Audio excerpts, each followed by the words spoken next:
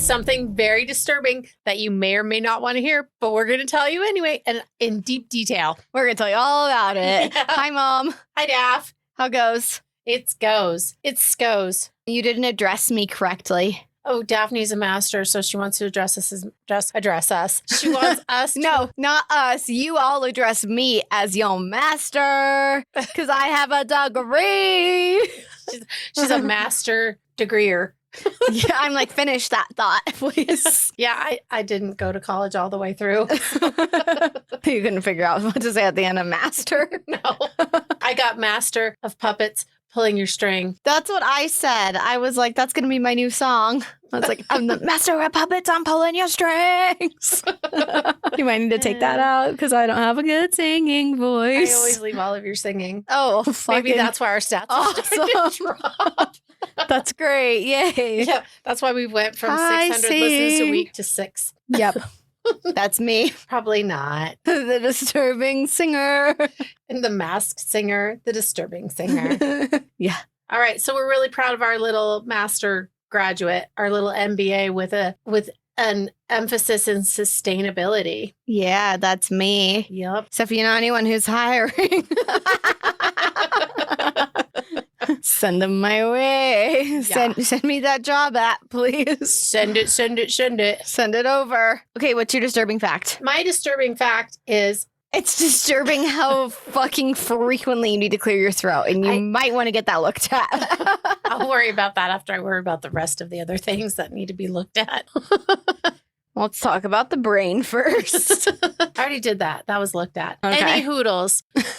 Prince Charles is related to Dracula. Okay. Did you know that?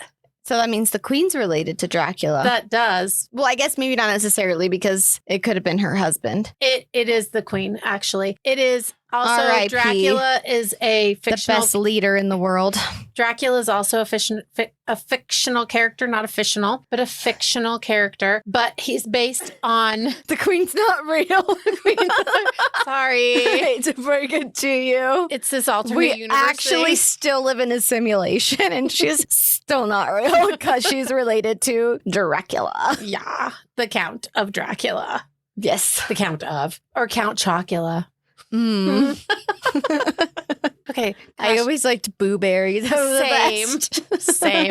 Same. All about the Boo Berry. Yep. Yes. Okay. Back to it. So obviously Dracula is a fictional character, but he is based on Vlad the Impaler, who is the ruthless 15th century Roman ruler, which means the 1400s, right? Okay. Right? We had this last time. Wait, when is it? The 15th century. Wait, 1400s, 15th century. Yes. Okay. So in the 1400s. Okay, these people that are reaching out to us that are like, hey, can we get so-and-so on the podcast? I'm like sitting here going, why? We don't even know what century it is. We know what century it is. Just going backwards is hard. Okay. I question people's life choices. No, people want to be on our show because we're fabulous. Fabulously funny. Yeah, fabulously disturbed. So any hoodles. Fabulously illiterate. Not you, you're a graduate. It don't make me literate. That could be fair. So they are related to Vlad the Impaler, who obviously was the inspiration for Bram Stoker's Count Dracula. Is that obvious? Genealogists have traced the British royal family's bloodline to the Transylvanian prince through Queen Mary, the wife of King George V, and the great-grandmother of Queen Elizabeth II. King Charles is officially Vlad's great-grandson 16 times removed. Wow. That's a lot of removing, though. That is a lot of, like, they're not direct cousins. Or grandfather and grandson. Yeah. And Charles has publicly acknowledged and leaned into his... Is he King Charles now? He is. Charles has publicly acknowledged and leaned into his surprising family link during a 2011 interview to promote the conservation of Transylvanian forests. Charles famously joked about having, quote, a bit of a stake in the country due to his descent from Vlad. Get it? The He's pun? A stake. He's like, if you dare cut down our trees, I will suck your blood. Yeah, basically, that's how it sounds like it should have gotten in my head. I'll bet it did. Transylvanian properties. Embracing his Romanian heritage, Charles has owned and restored multiple countryside properties in Transylvania, including the famous 18th century cottage in the village of Visery. I'll take one of those, please. No kidding. And also conservation work through charitable organizations. He has been a vocal proponent of sustainable farming, rural crafts, and heritage preservation in Romania. My kind of guy. Yeah. So we're Is he single? Does he need a new queen? I know he King Charles, he has Camilla. I know. His Camilla. Yeah. And No while there's comment. no Team evidence. Diana.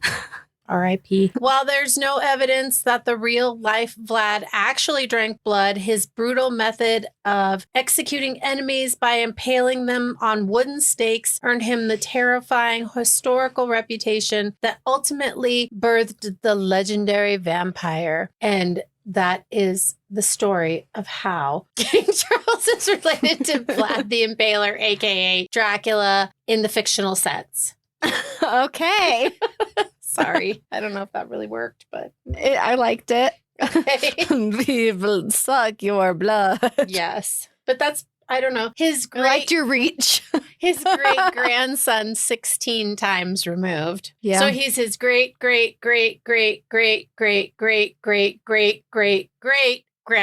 That was not 16. I hate to break it to you. Was that only 11? That was only 11.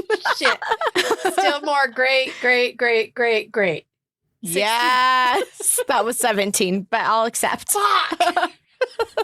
Well, if it's 16 times removed, that could work. Because then it's the one time it's not. So 17, yes. Again, didn't finish college. Didn't finish math.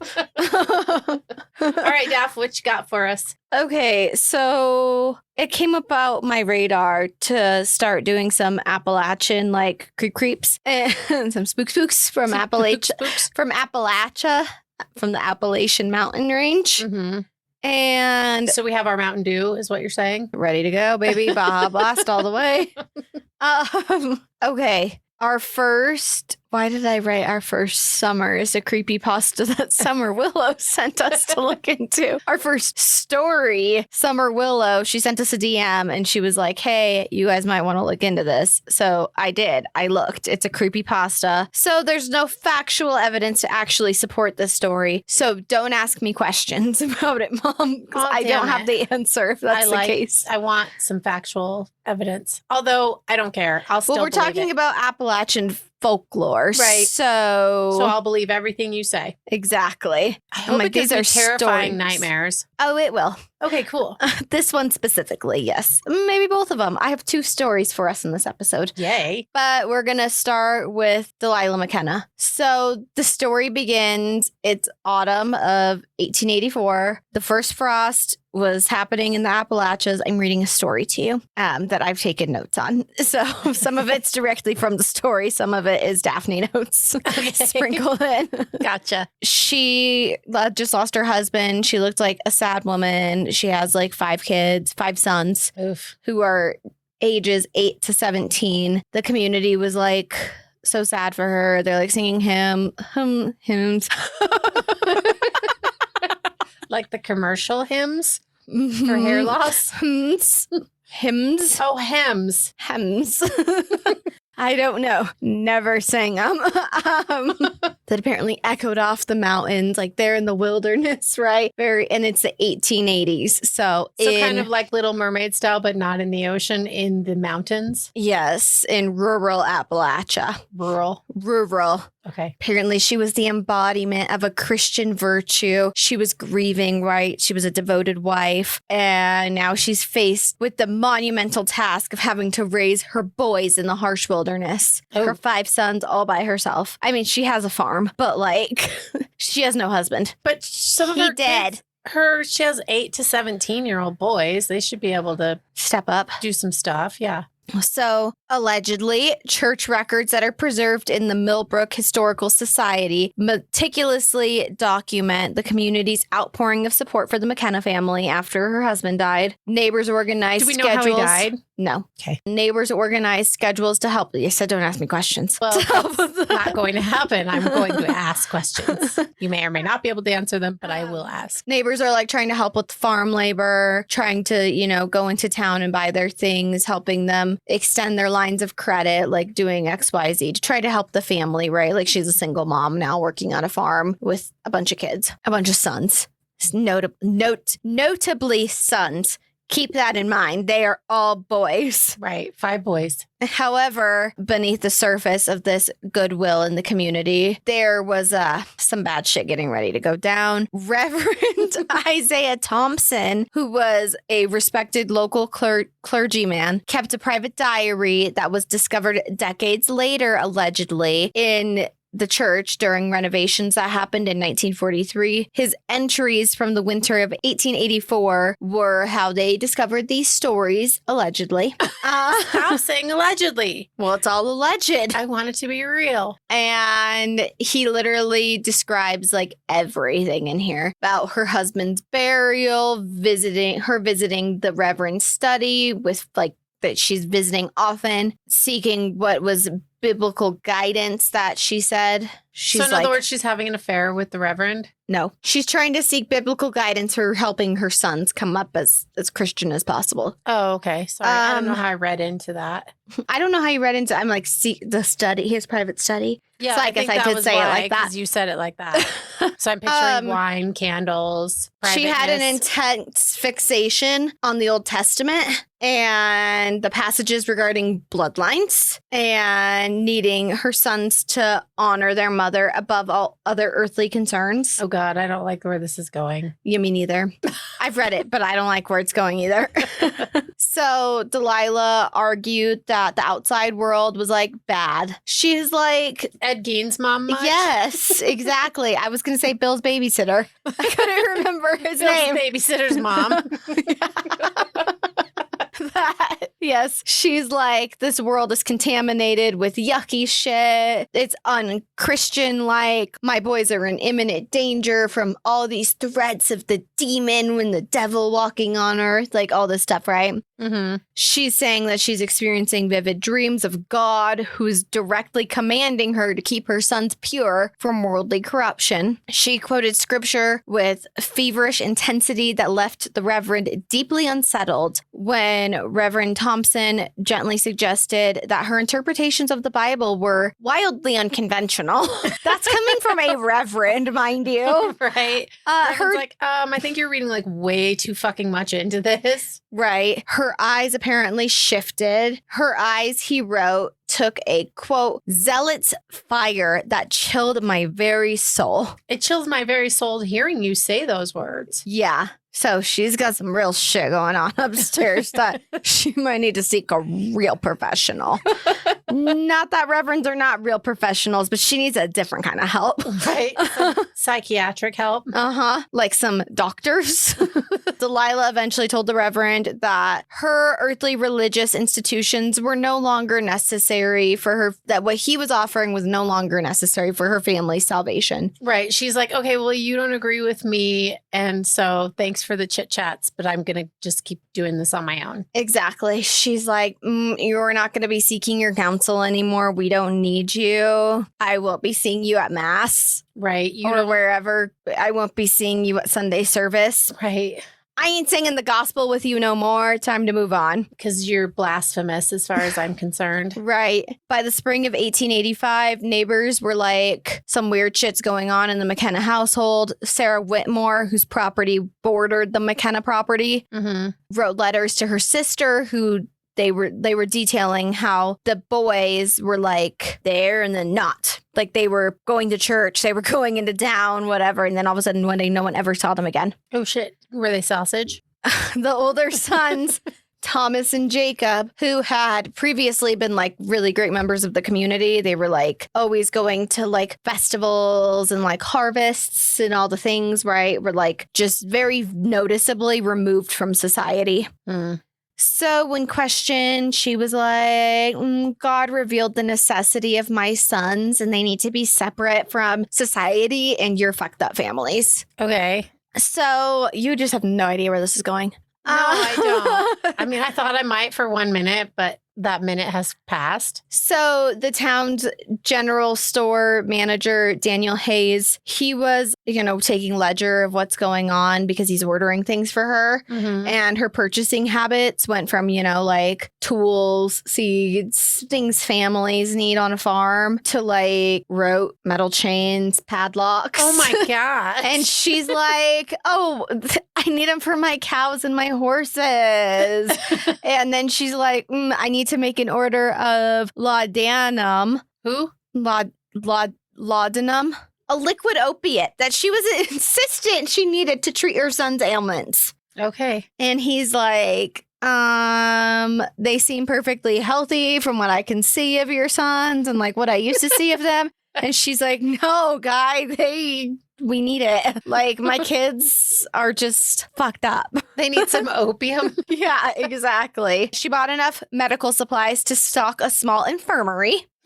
Eventually, she was also special ordering restraining devices and midwife instruments. Huh. So when he cautiously was like, I need to talk to you about what's going on with your orders. Like, I'm a little bit concerned about what's going on at your farm. She's like, God has a special calling for us. And just didn't answer any further questions. So No this questions, please. special calling obviously looked very devious from the outside. No shit. Years later, when investigators finally saw the farmhouse, they discovered Delilah's private journals hidden beneath the floorboards of her bedroom. These diaries, which dated back to 1887, just like document her crazy mental journey of like thinking that like her family is divinely chosen and her oldest son Thomas, and she's not viewing him as a child anymore, but as an instrument through which she would establish a pure bloodline.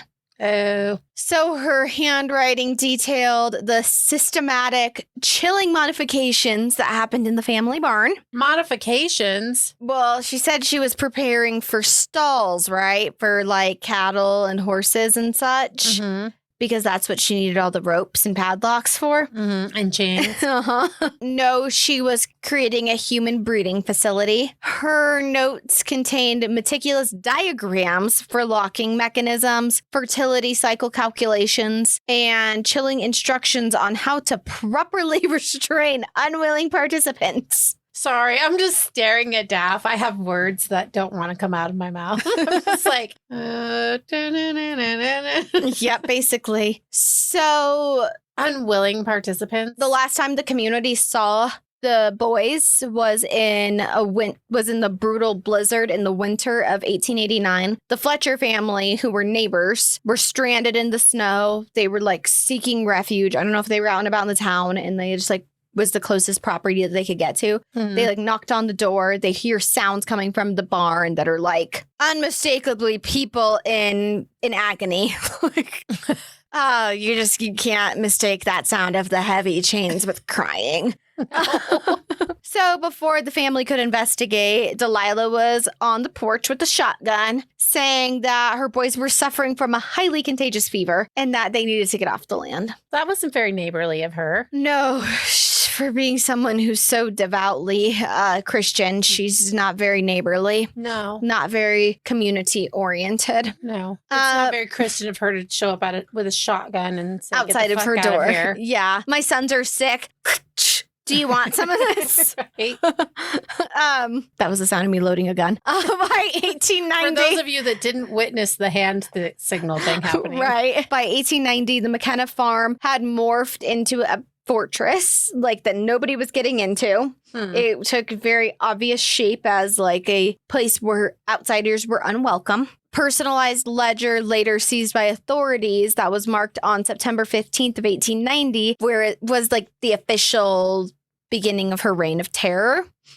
So like everything you heard before now wasn't bad, and now we're getting like really bad. Her official reign of terror. She's really Delilah fucking so Part shit. 2. Right. Unleash the terror. Yeah.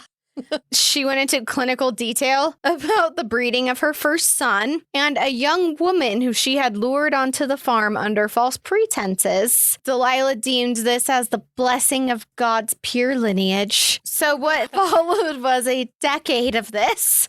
The same girl? Sheriff William Crawford, he was like, something's going on here. About 5 years later in 1895, he was like, this just something ain't right around here anymore. Like, somebody needs to do something about this. Way to catch on 5 fucking years later. So in the span of 6 months, 3 healthy young women from impoverished families began vanishing. They were traveling near Millbrook Hollow, right, the area. Mm-hmm. One victim, who was 19-year-old Martha Henderson, disappeared while riding to visit her relatives. Her horse was found absolutely just aimlessly wandering towards the edge of the McKenna property line. So, you'd think that they would take the horse, like put a fucking ice cream cone in your back pocket. When Sheriff Crawford questioned Delilah, she was like, I don't know what you're talking about. He's like, see that horse over there? She's like, what horse? So he began mapping the disappearances, like on a map, literally, of like where their shit kind of ends by the McKenna property. Mm-hmm. So he's literally trying to like cross their paths and see where, like, yes, they're intersecting with the McKenna farm. Okay. In the spring of 1896, Sheriff Crawford then received an anonymous tip from a letter that was delivered under the cloak of darkness. Ooh. The author, who later revealed to be a neighbor named Samuel Briggs, said that he could hear echoing from the barn. He described the sounds as a mixture of women crying for their lives and chains dragging across heavy wooden floorboards. So this tip, you know, Sheriff Crawford's like, finally, I can start surveying. Surveilling. Surveying. He can start looking around, see what's going on. So he's like hiding out in the winter and it's freezing, but he's, you know, taking log of anything that's going on. Like they're working around it like clockwork. Mm-hmm. But the family doesn't know that this is going on. He's doing this like so undercover because I'll get to it. Why the because of that? Well, I think I understand. Well, probably not. Anyway, the supply wagons arrived at like odd hours. He's like documenting that shadows are moving throughout the barn and adhering to a precise 4-week schedule that suggested a highly organized criminal enterprise. Period. He's documenting menstrual cycles. Period. Figuratively and literally. And not punctuationally. The turning point came when he stumbled upon the abandoned campsite of Rebecca Morrison, a 4th missing woman who was hidden in a ravine just a mile from the McKenna farm. The scene was of a violent struggle, scraps of torn clothing, her personal effects, blood stains. So he was like, he found a piece of paper bearing Delilah McKenna's distinct handwriting. And he was like, this is literally a letter of her luring this girl to the property under the guise of her being a servant for them, of offering her a job, right? Right, as a paid servant. Yeah, a domestic servant. Okay. And so he's like, this is undeniable evidence. I can finally crack this case, right? I can crack the case. Then he gets a search warrant in autumn of 1897 because Delilah had a bunch of political connections. He had to keep it very under wraps. So, and she had like direct access to a bunch of county seats. Okay. So the warrant only allowed Corruption. The search of like the perimeter of the property, like none of the buildings or anything. Well, what the fuck is that going to tell you? Right. I'm like, he can see it from the outside, from where he's hiding on the other side of her property line. Right. You can see the horse from over there. Yeah. But what he found later, obviously, would where we are today.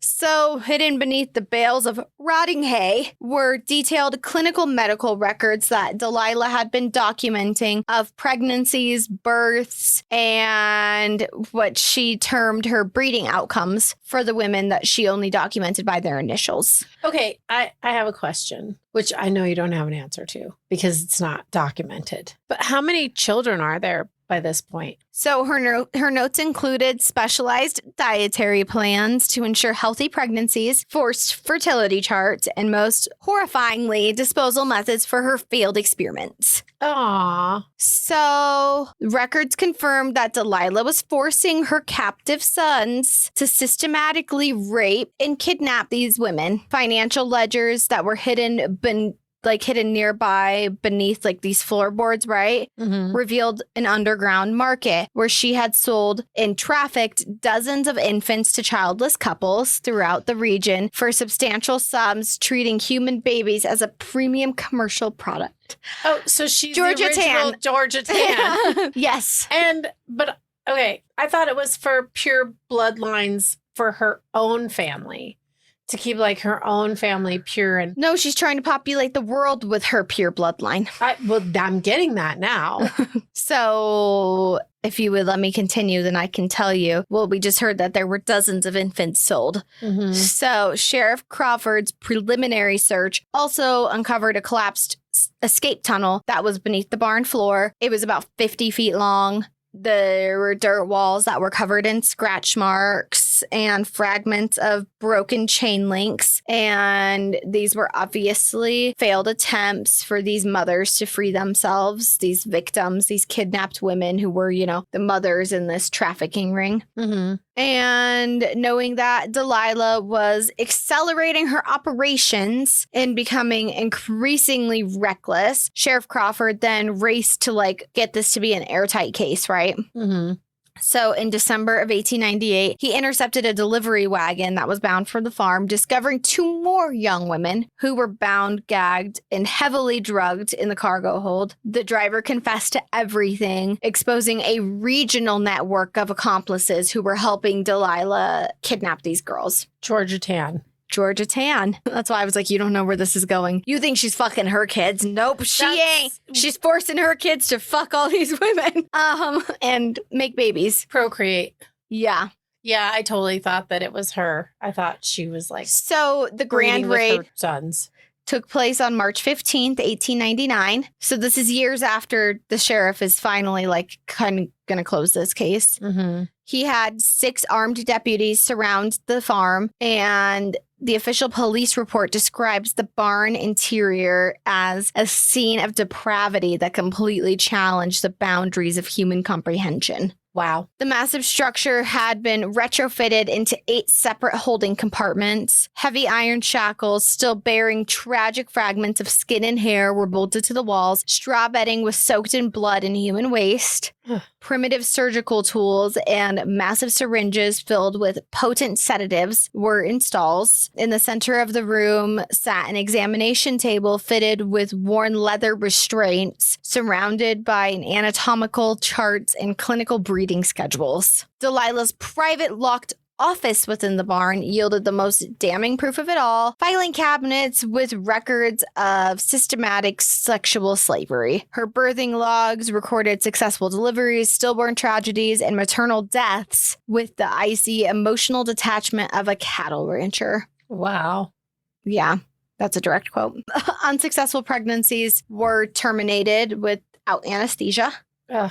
Search behind the barn led to the grim discovery of a mass grave. Investigators unearthed the remains of 7 infants and 3 adult women. Aww. The coroner later confirmed that women had died from horrific complications, obviously, untreated infections, malnourishment. The infants showed signs of deliberate suffocation. Aww. So sounds like she's not disposing of these stillbirths. Sounds like she's maybe forcibly killing them. Mm-hmm. She's like, these ones don't look right or something. That sucks. And they don't fit her pure bloodline. Yeah, I was going to say they don't meet the standard. Yeah. Inside the farmhouse, deputies found the sons. They were chained to their beds. Their bodies were very clearly, they were skeletal. They were they had untreated injuries. So obviously we can say that they were victims of extreme psychological torture. No shit. And mental torment, physical torment. Like Thomas McKenna's diary described his absolute horror at being forced to participate in his mother's crimes. He always threatened to kill her, kill himself. And the doctor who examined the brothers immediately after their rescue was like, yeah, this is trauma from them being severely like abused. Best way to put it. They are also victims. They are not willing participants and accomplices in this case, like the wagon boy was. And apparently all the other townspeople. Yeah. George's hand. But it was the sons themselves who ultimately brought the nightmare to an end. They were the catalyst for her finally being taken down. Like they didn't already have enough evidence. No shit. The youngest brother, who was then 14, Samuel, he wrote a letter. Anyway, at 3:47 in the morning on April 2nd, 1900, Thomas McKenna had a makeshift key that he made from barnwood that he had carved over the course of several months. Obviously, it takes strength to carve, and he's making this key and trying like not to be caught. By their crazy mom. And they broke free. The brothers finally broke free. And so this was the tipping point, right? I guess of like, they were finally like, because apparently now she's chasing them with a gun.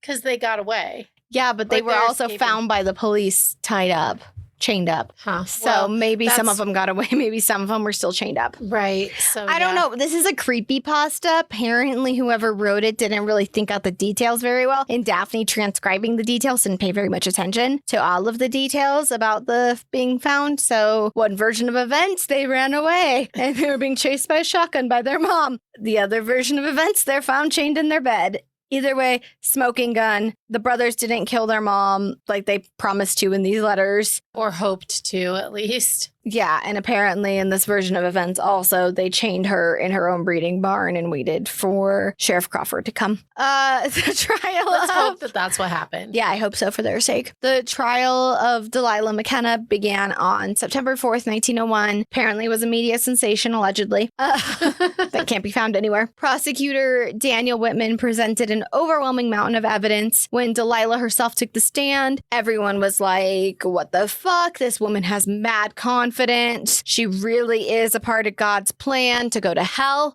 Oh my gosh. What? She really has a plan and like, It's to go to hell. yeah. I mean, So she's like, she's delivering her plan of wanting to create this pure bloodline and that she only tortured and murdered these people in a means to perfect the bloodlines in this world. well, totally justifiable. Yeah, that she was doing it for the greater good of humanity. Okay. And that she should be sanctioned and it's all fine. Like it's God's plan. It took the jury less than 2 hours to say, yeah, we're going to find you on 36 counts of first degree murder, Jeez. 47 counts of human trafficking, and numerous charges of kidnapping and sexual assault. We're also going to sentence you to death. Good. So in December of 1901, she was executed. Her final words were an unrepentant declaration that she would be vindicated in the afterlife. Yes, in hell. Fucked with a bloody dildo every day. And get an infection and die. Every day over and over and over Every day again. Over and over. And her death brought an end to an empire of suffering that led to changes of state laws and like human trafficking laws, allegedly, and child protection. The McKenna brothers were obviously cleared of all charges. Like they had nothing to do with this. They were obviously victims. Right. For And sure. so it wasn't them. Yeah. Apparently this maybe didn't happen or did. That's what I got.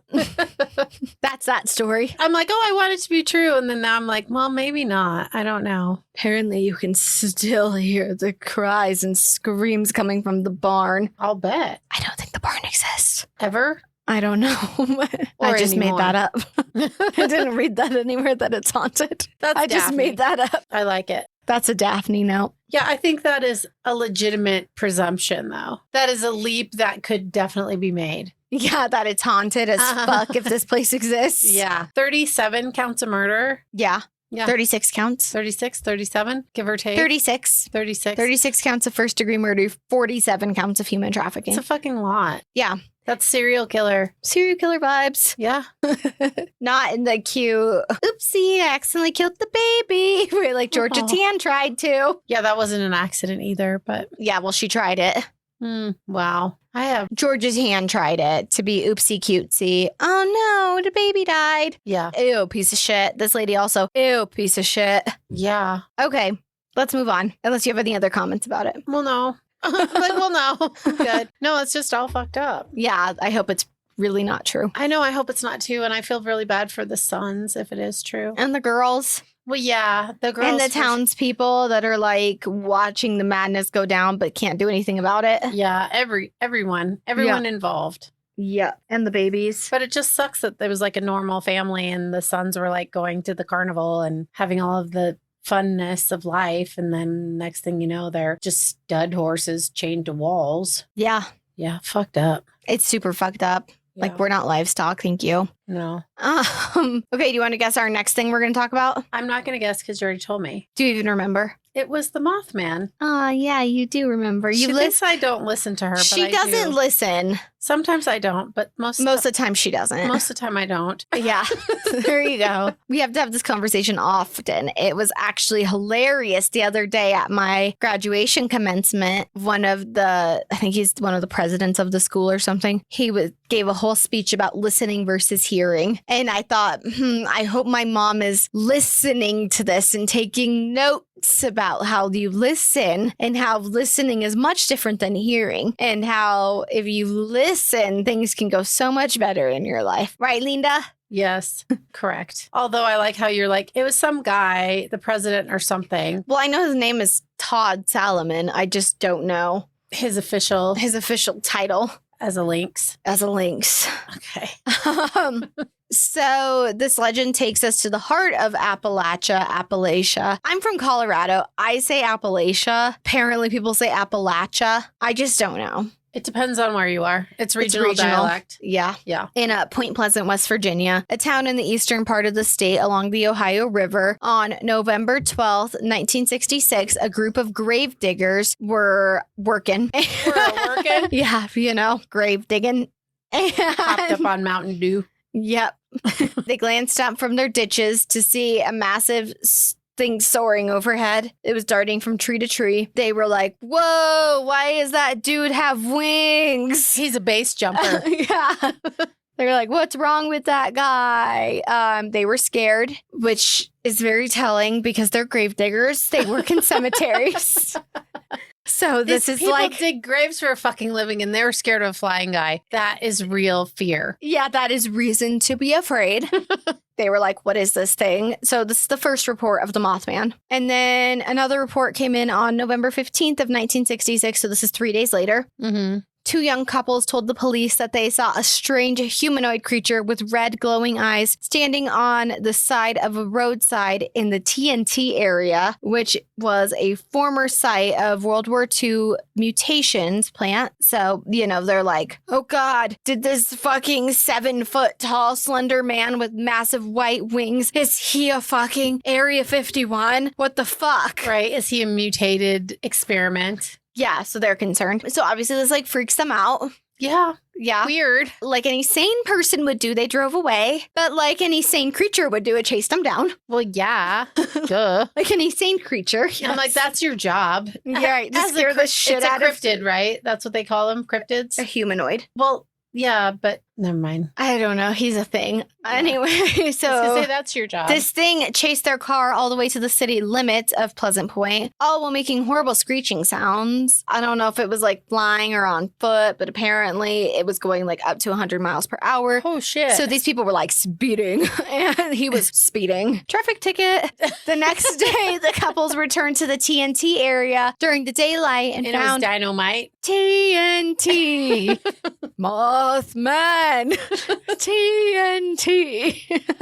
Anyway, they found some odd-shaped footprints, which resembled two horseshoes that were put together. Linda Scarberry, who was one of the women that was in one of these couples that was there, saying, I wish I didn't see it. I wish someone else saw it. Okay. I'm confused by the double horseshoe footprint. Probably two horseshoes. There's four horseshoes. Two put together. But if It's footprint. If it's a Mothman, do moths wear horseshoes? Apparently that's just how it looked. Okay. I don't know. I'll see if I can find a picture. Oh, yeah, you need to find a picture. And it'll be in the post. So you have to go to our Instagram, That's Disturbing Podcast, to see it. Or Facebook. Yeah, or Facebook. That works too. Or Facebook. The death of me. After the local newspaper reported the incident, more residents were like, oh my, me too. I saw him too. Me too. Same. Oh, yes. Cryptid. Yes, that's the correct word. Yeah. A wildlife biologist, Robert L. Smith at West Virginia University, told reporters that these sightings fit the description of a sandhill crane. There's nothing to be seen here, people. It's just a sandhill crane. Chasing you down the street at 100 miles per hour wearing with horseshoes red glowing eyes. And horseshoes. In a demand? No. On December 15th, 1967, the town of Point Pleasant, West Virginia. Point Pleasant or Pleasant Point? Did I just confuse the fuck out of myself? No, it's been Point Pleasant this whole time. Maybe I'm thinking of Pleasant Point? Pleasantville. Oh. Isn't that what that movie's called that I love? Isn't that what that movie's called that I really enjoy? Right. I love the movie. I can't remember what it's called. This town had a horrible tragedy. This point on the Ohio River, Point Pleasant, that was connected to Gallipolis, Ohio, via the Silver Bridge. Around 5 p.m. during rush hour, the bridge suddenly and unexpectedly collapsed. Oh, shit. 43 people died. Or not 43, sorry, 46. Well, that's even more. Still, more people died. The official cause of the collapse was due to a defect in a single link, which led to a stress erosion crack, and eventually that's what caused the collapse. That's horrible. Yeah, this is a real event that happened, but people are like, oh, it was the Mothman. He did it. Yeah. He's under there unscrewing all of these links. He's like, guys, watch what I can do. I'll kill 46 people at one time. What the fuck, people? Yeah. Okay, anyway. Sorry, Dabby has this look. I'm like, huh. I just picture the giant Mothman with some kind of a implement. Screwdriver? Yeah. Literally, I was like, a screwdriver, but one of those ones that has like a socket head on it. Yes. A fancy screwdriver. Uh-huh. Mm-hmm. A wrench? No, a socket head. So not a wrench. So not a wrench. But maybe he needed a wrench and tools. a socket head screwdriver. Or people are like, maybe it was the Men in Black. Will Smith? Yeah. Tommy Lee Jones? Alien invaders. Or not. Is it Tommy Lee Jones? I don't know. I haven't seen that movie in forever. Okay. I love that I love that ride. Universal. Yeah. I suck at it, but I love it. Yeah, we don't suck that bad at it. We're kind of good at it. Can test it again soon. Let's go. I'm ready now. LFG. Yeah. I said that to my mom yesterday. I was like, LFG, let's fucking go. She's like, I know what LFG means. I was like, I just was saying it both ways. People also believe it could be a curse that was placed on the land by Native American Chief Cornstalk. It didn't do much digging into this because it's very clearly evident that it was the Mothman. Duh. After this, it went quiet. I mean, I shouldn't laugh. 46 people died, and that's real. No, that it's sucks. so sad. That sucks. Yeah. It's so sad, but people are like, oh, it was the Mothman. So I'm just saying what people say. It wasn't poor engineering or erosion over time. Yeah, Mothman. Yep. After this event, the Mothman went quiet and no sightings of him was seen again. Ever? Until this article came out in 2019 by NPR, ironically, or unironically, about the Mothman being spotted in Chicago. So from this article, NPR says his diet is, quote, Mothman was alleged to have eaten a German Shepherd belonging to Newell Partridge of Salem, West Virginia in 1967. It is unclear if they eat German Shepherds exclusively or if they would rather just pets of Newell Partridge. Oh my God. I'm sorry, I'm laughing because they're like, NPR is literally reporting about the Mothman eating German Shepherds exclusively, or if the Mothman's just targeting this one specific resident and just eating his pets. Gosh. I'm like, well, and when you started saying he was eating a German... It's his brother. He got fucked in TNT. I was waiting for you to say like German Wiener Schnitzel or something, like not, or German sausage or German Shepherds. I'm like, oh my God, my jaw literally dropped. Because I was also waiting because you said that he was in Chicago for you to say that he was eating... Chicago dogs. No, or at Uno. Yeah. Or Flukies. Right. His behavior is screaming, flying towards the lake, disappearing, going real fast, portenting. What? I don't know. That's just what NPR said. And looking at people with eyeballs. That's generally how you look at people. Yep, with his eyeballs. With any eyeballs. Here are some alleged sightings as of late from this NPR article. Okay. An anonymous witness on August 21st, 2017, in Northerly Island during a solar eclipse said, quote, who reported to Phantoms and Monsters website said, quote, we were watching and observing the moon begin its transit when we heard a very loud scream. This sounded like a squeaky truck brakes that squeal when you're pressing hard on them. At first, we thought that's like what it was. Maybe a CTA bus or a big truck with brakes that needed changing or maintenance. We heard it again. This time it lasted about 3 seconds, whereas the previous sound, it was brief. I looked up and I see a large object flying low over the docks that stick out into Burnham Harbor from across the water. This object looked like a big black bat, a large black bat, but it also had humanoid features such as pronounced arms and legs. Thank you, anonymous user. Witness Aaron Drain in August of 2017 in a West Town neighborhood in Chicago reported to Curious City, quote, I was spending the afternoon on a rooftop and I saw something in the sky fairly high up and fairly far away. It wasn't being buffeted, I don't know, buffeted by the wind. It was moving slowly, but not randomly. And then witness, quote, Jeff. Apparently that's not his real name, or it is his real name, and he doesn't want us to think it's really him. Right. And he doesn't have a last name. Nope. Just Jeff. October 26, 2017, at Fulton Market Street near the corner of Morgan, he reported to the Chicago Reader, quote, at first I thought it was a bird, but none like I'd seen before because it was just so huge, and the way it was flapping its wings, the longer I watched it, it was like, what the hell is that thing? It was freaky. And then our last anonymous witness on February 22nd, 2019 in Woodstock, Illinois, who reported to Singular 14 by Lon Strickler, said, quote, he said that he thought it may have been Bigfoot initially, but then he noticed it had a large set of membrane wings attached to its back extending over the top of its head. He described the shape of the wings as that of a gargoyle, or if I was just watching the Modern Family episode the other day, gargle. A gargle. A gargle. The body was 8 to 9 feet in height and covered in dark fur. The arms and legs were well defined. That's the end of our witnesses. Creepy. Thank you, anonymous witness. Thank you. And Jeff. Yeah, and Jeff.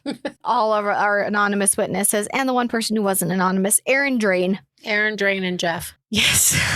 There's a Mothman festival held every year on the third weekend in September. And where else? Point Pleasant, West Virginia, the home of the original Mothman. Why would you want to have a festival if he killed all those people? Because he didn't. Okay. I don't think he did it. Probably not. I think that was probably a failed engineering job. I'm going with that myself. Or Curse or the Men in Black. I don't know. Yes. Wasn't there. What would the Mothman have to gain? Okay, that's it. Well, thank you, Daphne. That's all she wrote. That's it. Literally, I couldn't find a lot of reports of people seeing it because there was the grave diggers, and then the couples, and then people think he may or may not have been involved in the bridge, and then the Illinois sightings. And the German Shepherds, which is that sad. he allegedly ate. Yeah, that's sad. Or he was just going after that guy's dogs. Right. He was like, I personally hate you, Mr. Whatever, and I'm going to eat your dog. Aw, that's so sad. Well, thank you for sharing. I do like the Appalachian folklore. I think it's so fascinating and so interesting because you always hear, don't go outside after dark. Mm-hmm. And if you hear singing in the woods, don't follow it. Don't follow If it. someone's talking to you, don't follow it. If you hear knock at the door, don't answer after All dark. of those things just sound like so intriguing, though, that you would. I don't know about that. I am going to go with no. I'm probably not going to, open the door after dark anyway. I don't in open general, the door in the in daytime. Colorado. We have the Rocky Mountains, but not the Appalachians. No. Appalachians. Anyway, that's Appalachians. Mountain Dew. That's all I got. Well, thank you for that. Yeah, I hope you liked it or not. I don't know. I do like it. Okay, you sick fuck. Well, okay. I thought you wanted me to like it. If you want to like it or give us your opinion. We'd love some interaction. And in order to do that, you could do that on Instagram. In order to do that, you could do that here. On our Instagram at That's Disturbing Podcast or our Gmail. That's disturbingpodcast@gmail.com. Send us a message on Facebook now. You can do that too. Yeah. I'll check it. Oh, yeah. Yeah. What a great idea. We'll respond to emails. Like, it's happening. We're doing this. We're committed. Now that I'm a master, I have to be the master of this podcast. Fucking A. Yeah. All master of monetizing this shit. Yeah, let's hope. Yes, I need some chapstick. Need to buy some chapstick and something to clear my throat with. All right. Bye-bye.